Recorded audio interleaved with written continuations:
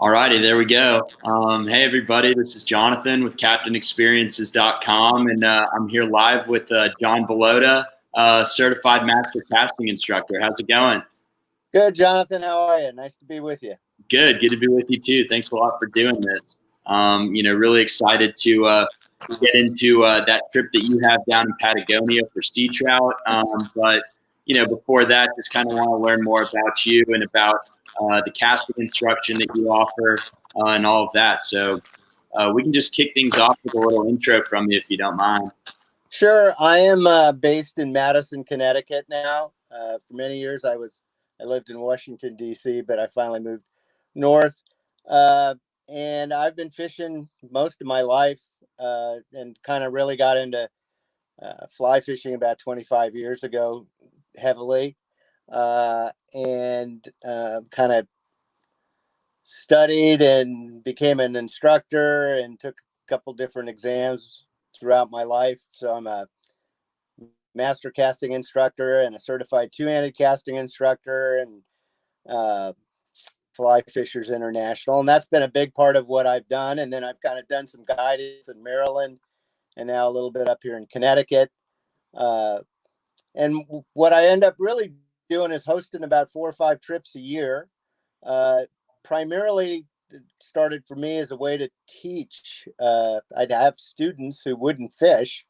Surprisingly, they take lessons and they never really get on the water. So I kind of started setting up these trips to do 3 or 4 or 5 times a year that would put people in different places around the world that they could learn how to fish, both as a single-handed angler or a two-handed angler. And that's been wonderful. And that just kind of expanded from there. And now, some of them are students and some of them are old friends and some of them are just people I've kind of connected to along the way. So, yeah.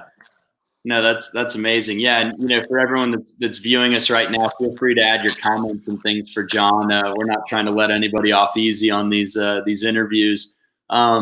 But I kind of want to ask about that process of becoming a master casting instructor. What all does that entail from going from that step of being someone who's very passionate about the sport to actually becoming a master casting instructor?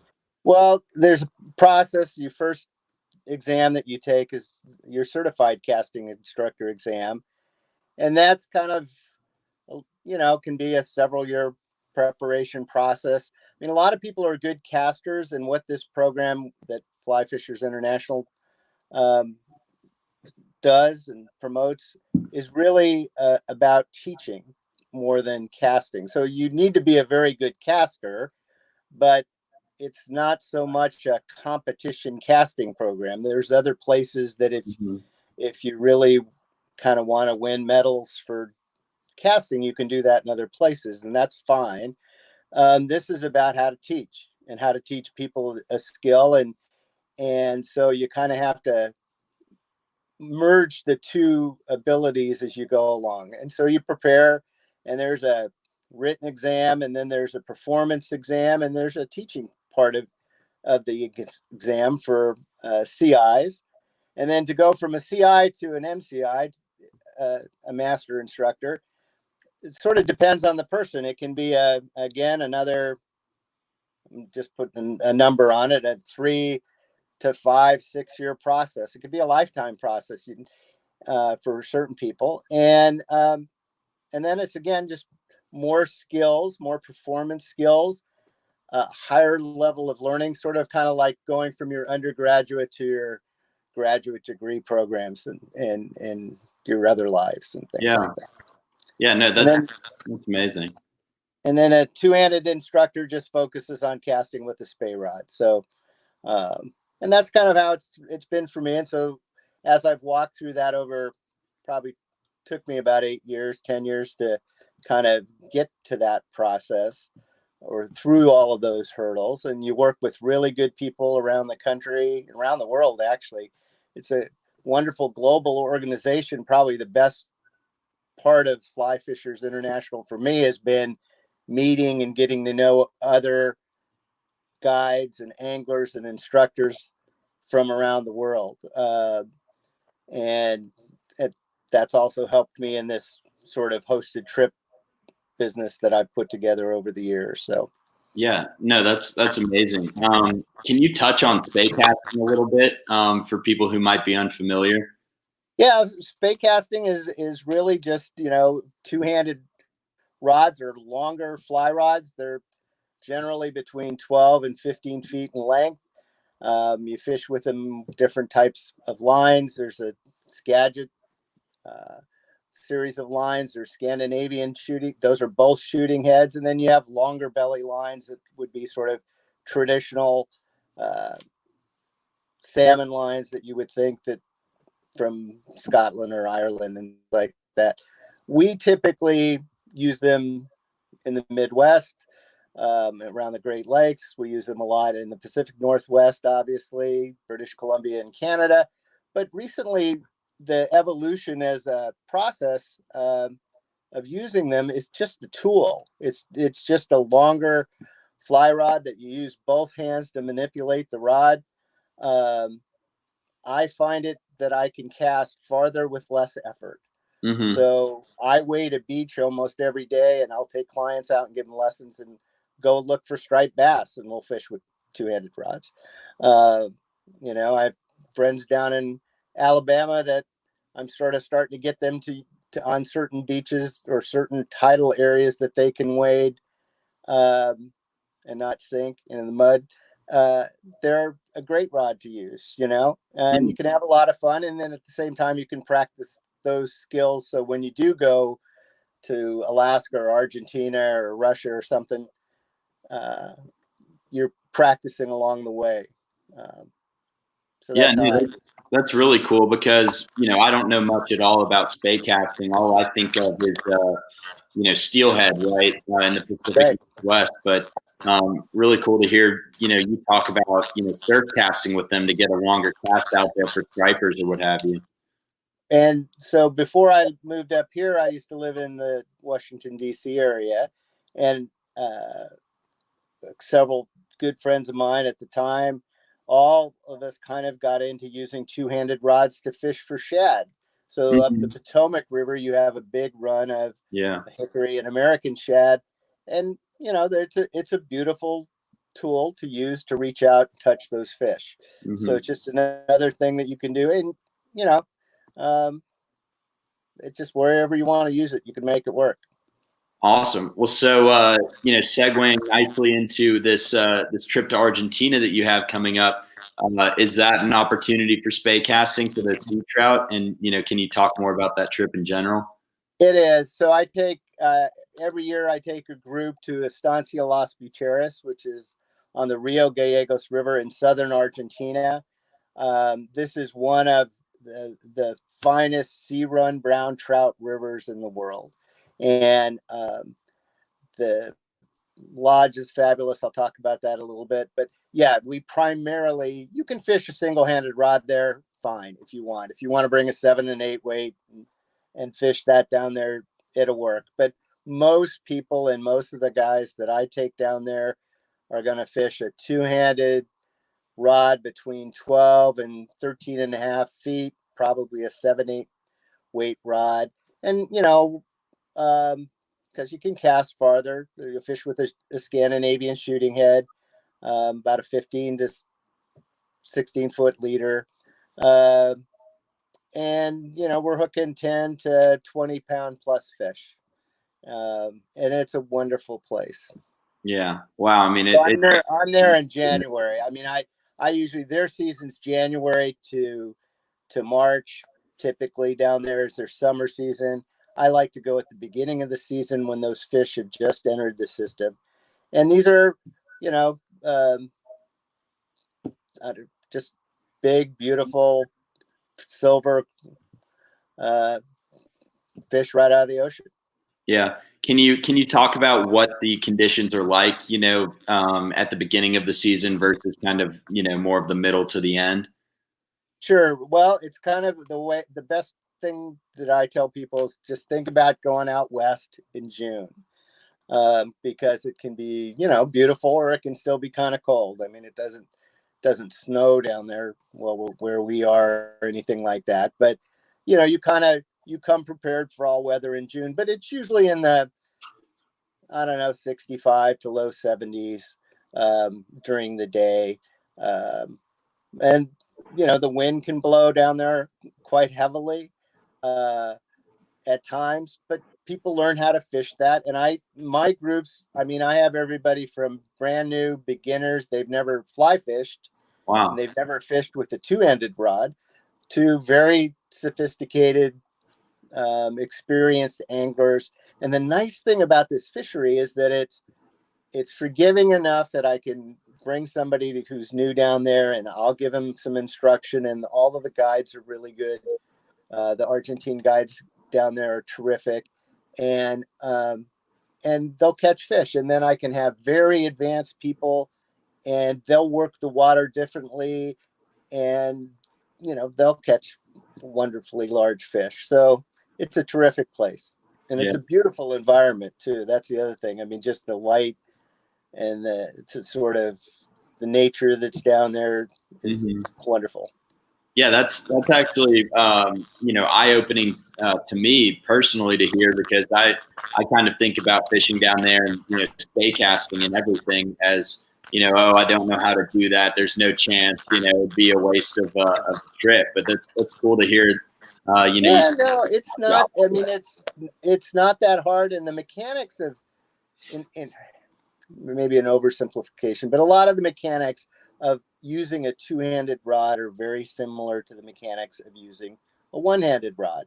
It's just that you have a hand down at the bottom and a hand up here on the top of the rod, and they manipulate the rod just like your wrist does when it rotates the rod at the end of a forward stroke.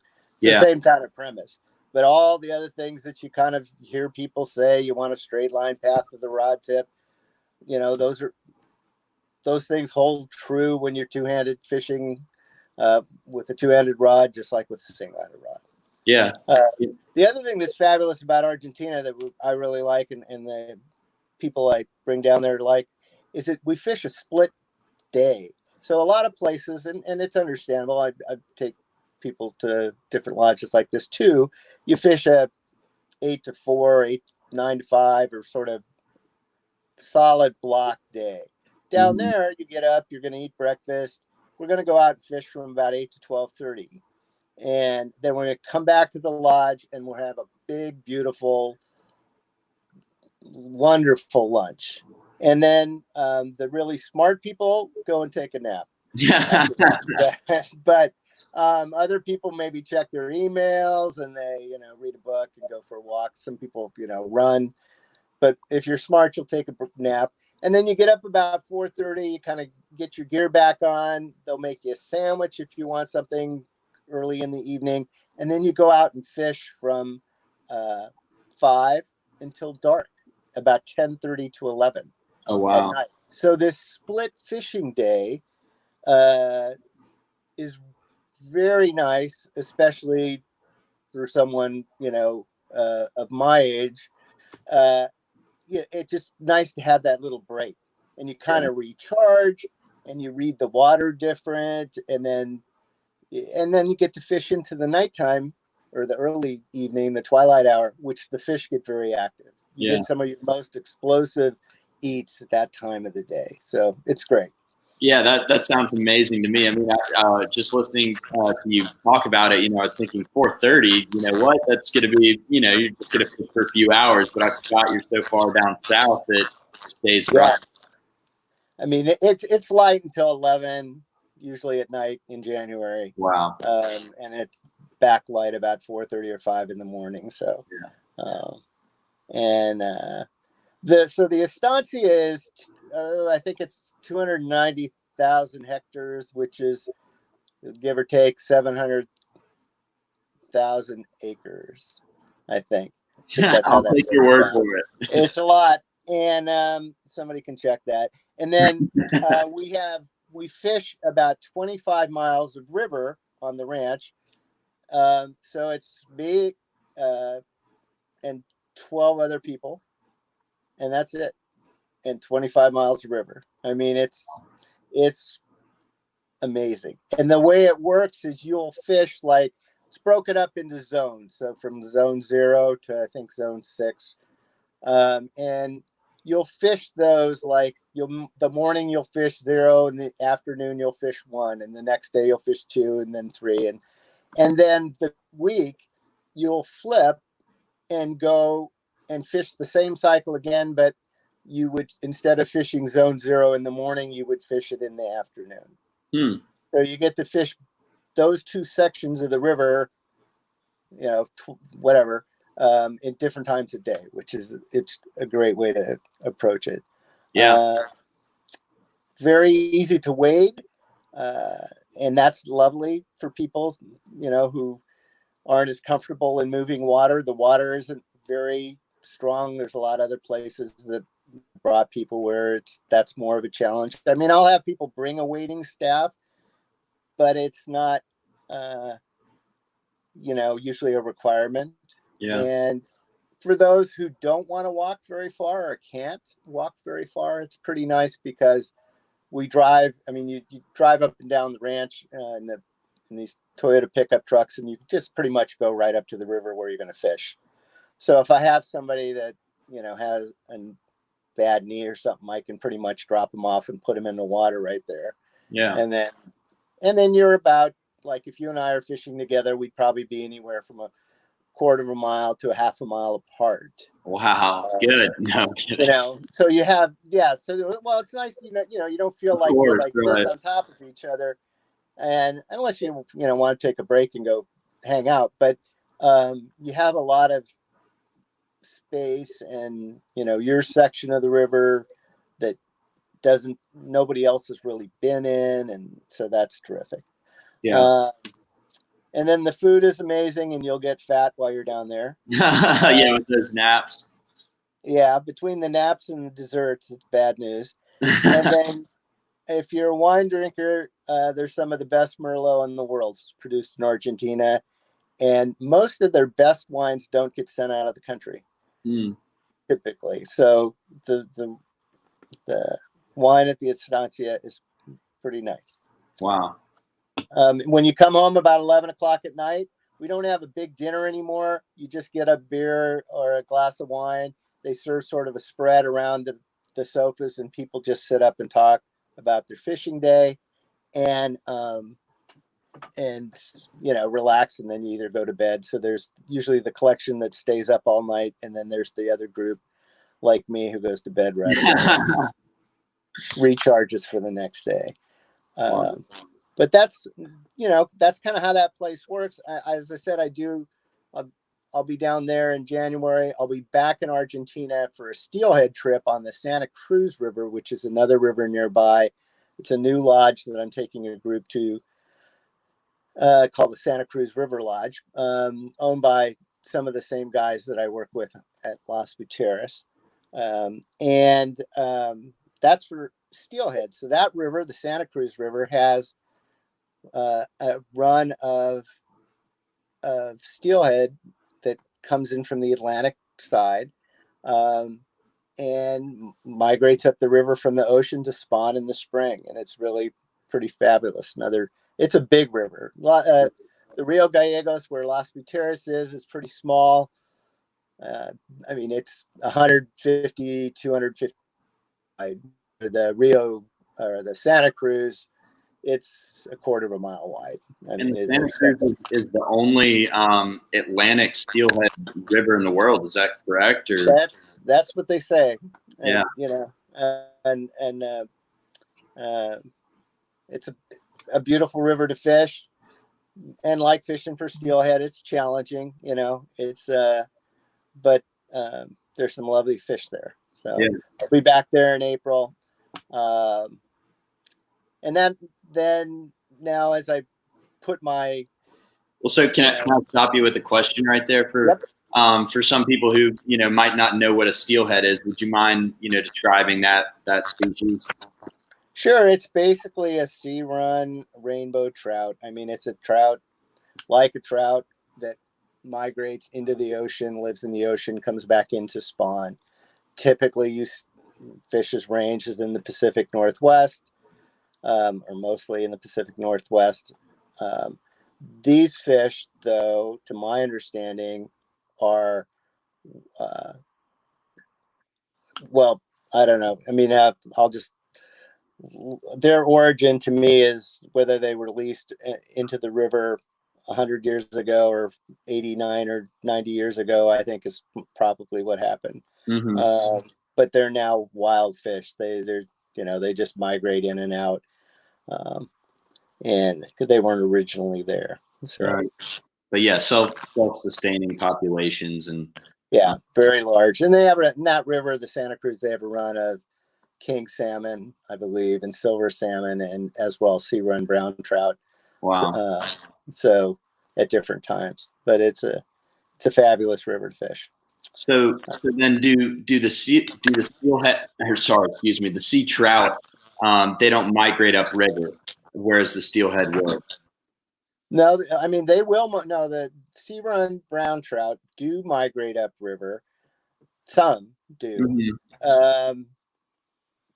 Again, because that river, the Gallegos, runs all the way into Chile, runs up into, Mm-hmm. well, I think it does, runs way up into Argentina. I'm pretty sure it turns the corner into Chile, but Mm-hmm. or feeders come off of that river, and Mm-hmm. sometimes you'll catch sea runs way up river that way. Well, typically they do. So I guess go ahead. Sorry.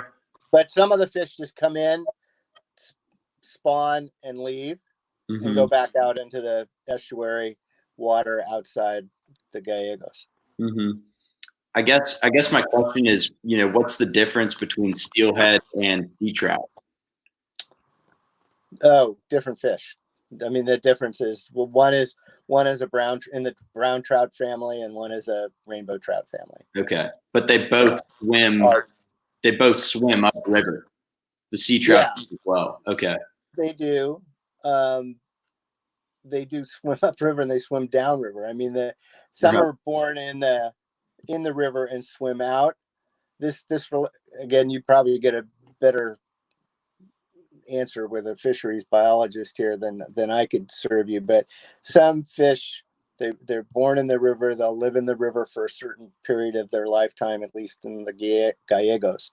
They will swim out into the estuary and take up residence in the saltwater estuary for a certain period, and then come back into the river to either spawn, mostly, or spawn and then resume residence in the river. Because you find fish that are, some days you'll find fish that are bright silver, and then other days you'll find those fish that are that look like a traditional brown trout, that they've been back. I mean, they're big, they're 15-pound fish, and but they've been back in the river long enough to change back into what would look like a traditional brown trout. That's Anyway, absolutely amazing to catch, and I really enjoy them. Wow. Well, so backing up a bit, how did you get introduced into fishing? Was it your family? Did you grow up in the sport? Yeah, well, okay, yes. I mean, I was one of those obsessive compulsive kid anglers, and my grandfather owned a farm, and when we would get sent there in the summer, if we finished the chores, we would go fish somebody's pond, and I would catch fish, and I would bring them back, and I would dump all of my little bluegills mostly into one of those big water containers. This was back in the day. You used to put milk cans in a water trough to keep them cool until they picked them up the next day. It's a pretty primitive farm. Anyway, I would dump all my fish in his milk container, in his big water trough, and then catch them again until they died. So, I mean, I tormented him mercilessly. And that was just it. I did that from the time I was really little, and it just stayed with me most of my life. Wow. So yeah, that happens. Yeah. So what about your introduction to fly fishing? How did that come about? Well, I worked overseas for a number of years. I was a journalist, and I hadn't had time to fish. I just kind of lived and traveled and did a lot of those things, and then came back to the States. And a friend of mine, our families all went to their house out in West Virginia, and he put a fly rod in my hand, and that was kind of it. It was just like the perfect absolute thing for me to do. And after that, then, like all obsessive compulsive behaviors, it sort of took over, and I fished kind of freshwater. I mean, again, anything from bluegill to bluefish. I mean, I would like to catch on a fly rod, and it's been really good to me. So, I mean, and it's taken me now all over the world. I mean, I've managed to fish. There's a lot of places I still want to fish, but I made a lot of friends, and I kind of, and through FFI, that's a good resource. Friends around the world to touch base with. That's helped me both learn, but also go out and fish more in different places. Gotten to fish in India and things like that, in Latin America and Alaska, things. So, yeah, that's unbelievable. What would you say is your favorite place to fish? What's number one? I really like the Rio Gallegos in Argentina.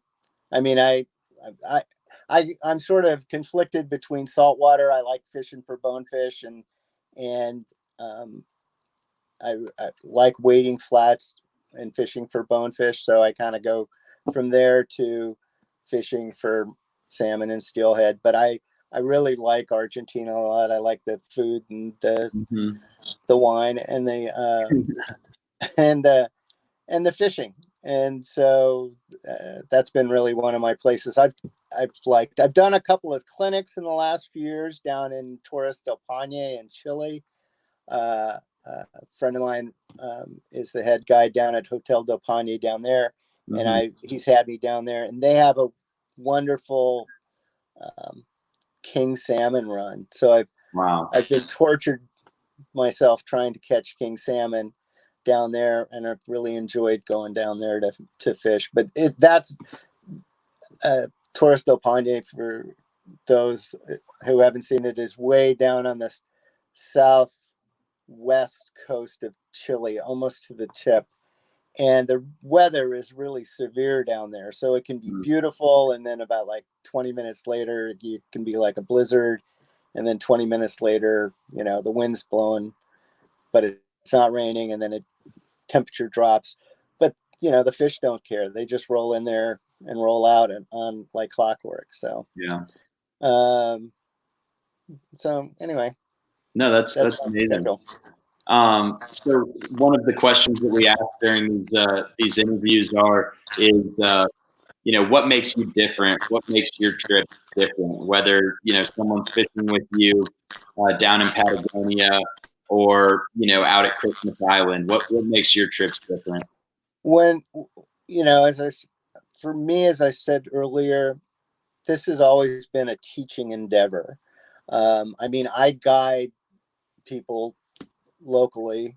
It's because I'm giving them lessons, and now I need to take them fishing. I mean, most of the guided days that I do are sort of teaching instruction days, but I carry a guide's license, I carry insurance and stuff, and I take them out as a guided day. These sort of trips started to give people more experience on the water. And so when somebody goes on one of my trips, between now and the time that they go, we work together. Now, if you live close to me, if you're lucky enough driving distance, you just show up here and I give you lessons. So I don't charge you for lessons anymore between now and the time we go to Argentina or Christmas Island or wherever else I'm going. Wow. But if you live like where you are, we do this. And, then, and it's now getting to the point where, I mean, I'll bombard you with articles, and you can ask, my kids, I mean, I'll send them 40 million how to fish streamer videos, Yeah, But add me to that newsletter. yeah, but it's this thing where I can coach, mentor, bring people along, even if we're not 5 miles away from each other. Yeah. And that's the part about it so I invest my time in their development over fill in the blank period. And honestly, most of them are then become friends, and we just stay in touch. And then it's like, you call me up and say, I'm thinking about buying this Sage two-handed rod. What do you think? And we talk about it. And so that's how that's worked for me. Yeah, that's fantastic. Is there, a specific memory or a few memories that stand out to you as your best memory as an instructor or as a guide? It has been taking people who typically didn't have experience with the outdoors and somehow connecting them to catching fish is good and important. And I mean, I want them to do that, but I also just want them to, feel the river or feel the ocean and in a different way, particularly people, as I said, who haven't grown up with that sort of an experience. So that to me, again, is part of this sharing this little experience with someone, but helping them put it into their own world in a way to make them a better person. So, Wow, that's amazing. That really is. And that brings me to my next question, which is, why do you think what you do is important? well, I have a lot of friends, and I'm kind of constantly telling them, we all have so many days on the planet, and particularly with people that they care about, I'm almost stab at them and say, you should come on one of my trips. Okay, you don't want to go on one of my trips, you should go climb Mount Kilimanjaro with your daughter, because they're going to grow up, and you're going to get old and fat and not going to be able to climb that mountain. So you should do those things now. And for some people, they hear that. We do hear that. Other people, it's like they're too busy, they don't have enough time. And sometimes you run out of time, and we've all had that sort of experience. And so for me, this activity, fly fishing, it's a wonderful thing and I like it, but it's so much more than just the part of stick and fish. It's really the part of how and who you share it with, and where you get to do it, and what part of the world, the people you meet in different places, whether it's in this country or other countries, and that's really where it's at for me. Wow, that's amazing. I mean, I keep using that word, I guess, amazing, but it really is. That's powerful stuff. Um, how do you feel about the future of fishing and the future of fly fishing? I like that we're opening up the fly fishing community to more than just sort of the caricature of old rich white guys.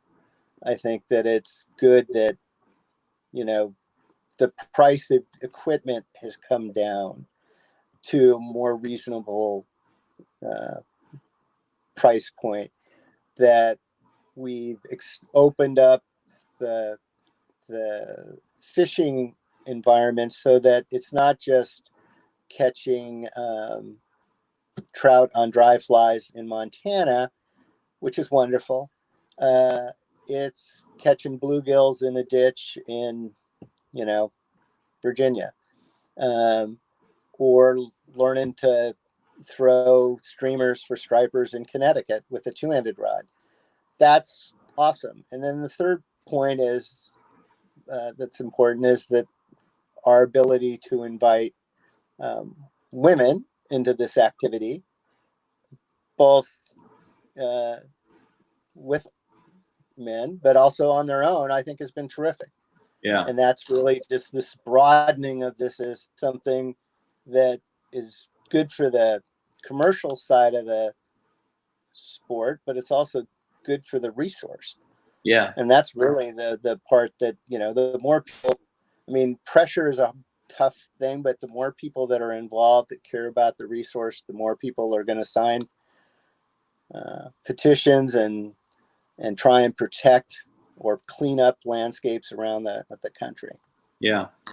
Yeah, that's amazing. And I mean, that's all we're trying to do with Captain Experiences is, break down the barriers that, exist in trying to find one of these amazing trips and get out there. So that's really the name of the game, getting more people involved, and, kind of changing the demographics maybe a little bit. But amazing. Yeah, let's see. Tina Shakepower, popped in here. She says it's not always about catching; it's about catching up. Yeah, the fish are an excuse at the end of the day. It's all about getting out there in nature and feeling the river, like you said. That's a really cool way to put it. But the last question before our rapid fire here: if you had one more cast to throw in your life, what would you be throwing, and where would you be? What would I be throwing? I'd probably throw a little Puglisi like this, and I would like to go and fish up in Cape Cod with my two-handed rods this year. That's what I'm going to spend a lot of time trying to do more of. Looking for bigger stripers up there. No way. Yeah. I'm actually going up there in a few weeks if you'll be around. Going up to Chatham, Sure. Massachusetts to fish. Yeah. Fish for stripers. Yeah. That's the place. We're finishing up our bucket list challenge today actually, and the number 2 trip on the list was a bluefin tuna trip with Captain Drew up there, Drew Downing. Yeah, that fishery is amazing. The stripers, the bluefish, everything. It's just unbelievable. But cool, we'll hit these rapid fire questions quickly. And okay. Everyone who's watching, I don't know if Izzy, Michael, or anyone else want to pop in with some questions for you, but here we go. What's your favorite body of water to fish? The Rio Gallegos in Argentina. Awesome. By far. If you had to be doing something different, what would it be? It wouldn't be mowing the lawn. If I had to do something different, I would spend more time tarpon fishing. Oh, wow.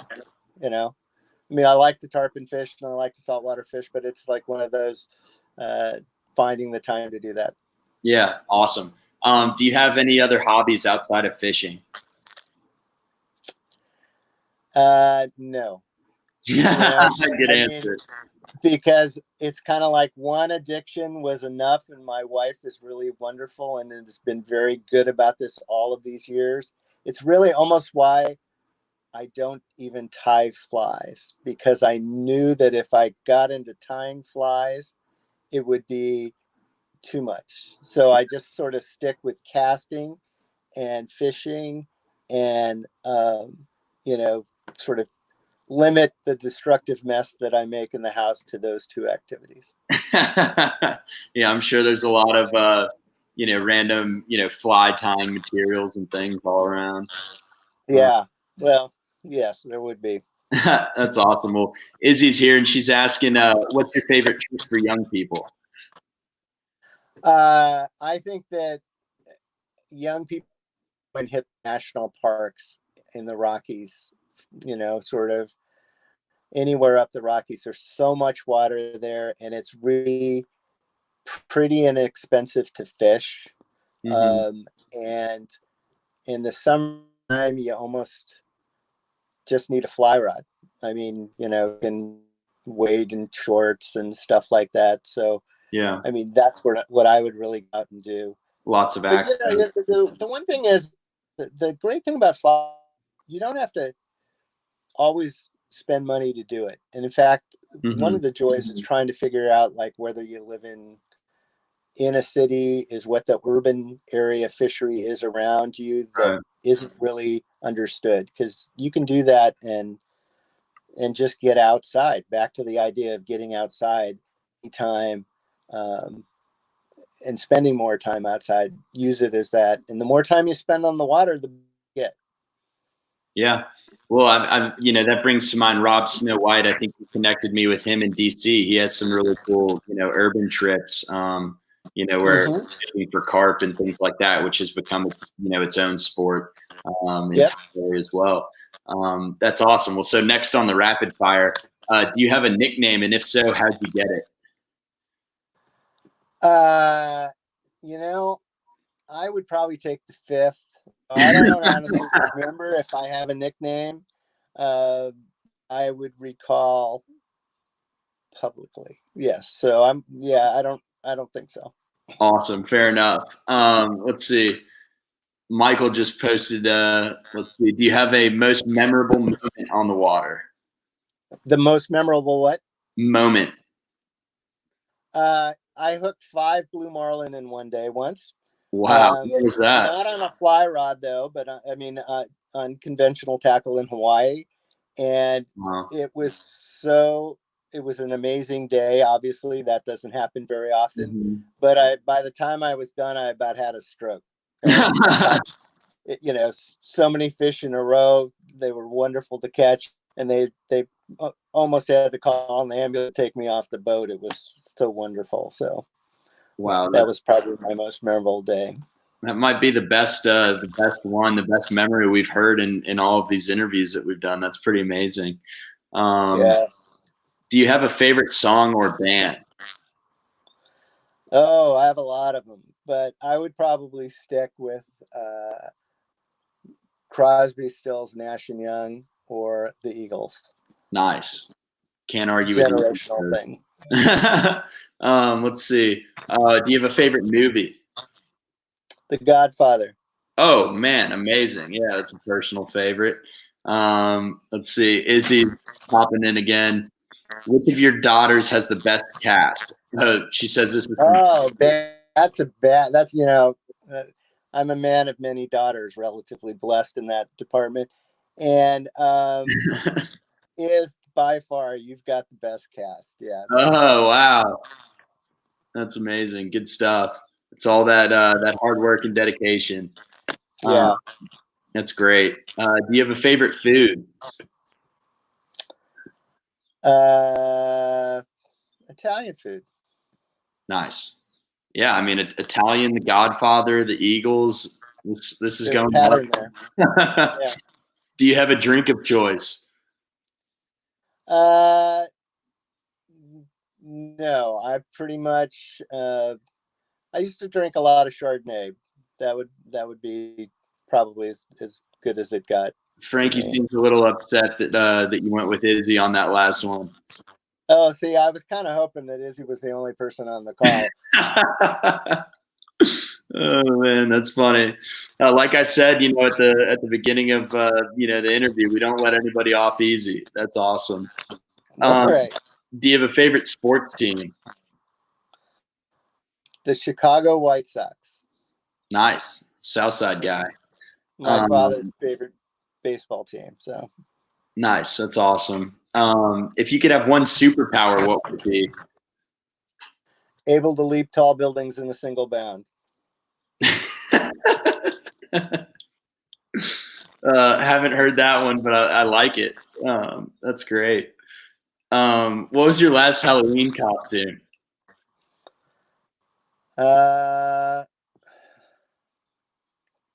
Probably some cowboy outfit. That's a good one. What do you want for Christmas? It would be a fly rod or two, or a trip, one or the other. Nice. Yeah. Can you name one of the 7 dwarfs? Dopey. Good one. Good one. How many pull-ups can you do in a row? Probably one. One. Is LeBron James or Michael Jordan the best basketball player ever? Oh, I think LeBron James. Wow. Wow, that's big. What was the biggest fish you ever caught? Um, Blue Marlin. 200, Whereabouts? off Kona, Yeah. Hawaii. Yeah. Yeah. Wow. Well, yeah, that's really about it. Just to wrap things up, would you like to give a shout out to the troops, armed forces, doctors, nurses right now? Well, I mean, I've, yes, I would. I'm very thankful for all the hard work that the medical folks are doing in terms of, and even the people just working in essential services around the country. I mean, a lot of people are contributing to the success that we're having, and I thank them for taking care of people. Yeah.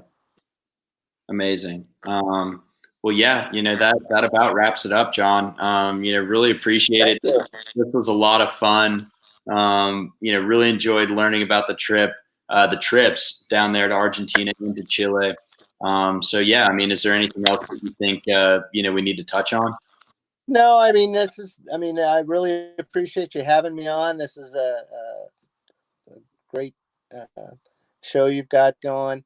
Um, I encourage people, look, post COVID here, help out your guides locally, help out your lodges here, there, and everywhere. I mean, people are really, it's obviously going to be very hard for a lot of operations to survive, and people are going to be rolling over trips. I've had 2 trips already this year, 2 of my hosted trips canceled. So those are getting rolled over into 2021. And that's really tough for those operations to handle that carryover. It's going to affect, their bottom line. So the best thing we can do, again, whether you're looking at fishing with people in Texas or in the Rockies or out of the country, is kind of figure out if you can go and help these places stay open. Right. Because I mean, they really are our front lines, or one of our front lines on these resources, on making people care about them and help take care of them. Right. Yeah, and a lot of those trips are getting pushed to 2021, but you really can't, you can't make up lost time for 2020. And so, what a lot of people have been saying is, hey, if you're taking a trip for 2021, you could go ahead and get that deposit into that guide now for 2020. Things like that, just to kind of help them smooth over the trough, I guess. Yep, that's exactly what some of the guys have done. I've got my 2022 trip is already selling spaces, and people have put deposits down on that trip to Las Buitreras for that very reason, to help them. They lost like the last 3 weeks of this season because of COVID, and they had to close down early and things like that. And it's brutal. I mean, as everybody knows, but it's, kind of now is start to think about how we adjust to the shift. Yeah, definitely. Well, yeah, with that, Tina says, thank you guys. Really enjoyed the interviews. Thanks for tuning in, Tina. This has been great. You're welcome. So yeah, thanks again, John. And, hopefully we can do it again soon. Sounds great. Stay in touch. Awesome. Take care. All right. Bye-bye.